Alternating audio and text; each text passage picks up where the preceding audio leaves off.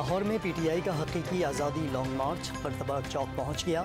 नौजवानों के साथ ख़वातीन भी बड़ी तादाद में शरीक। सैकड़ों गाड़ियों और मोटरसाइकिलों पर कारकुन इमरान खान के कंटेनर के साथ मौजूद। तहरीक इंसाफ से मुज़ाकरात के दरवाजे खुले रहेंगे।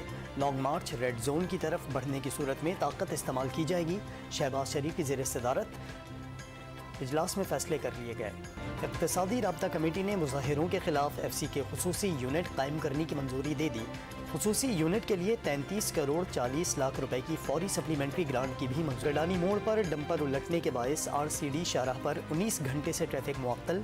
कराची को कोयटा से मिलाने वाली सड़क के दोनों तरफ कई किलोमीटर तक गाड़ियों की कतारें। शहरियों को परेशानी का सामना। और पाकिस्तान ने भारतीय वज़ीर दिफा के गिलगित और कश्मीर से मुतल्लिक़ बयान को सख्ती से मुस्तरद कर दिया।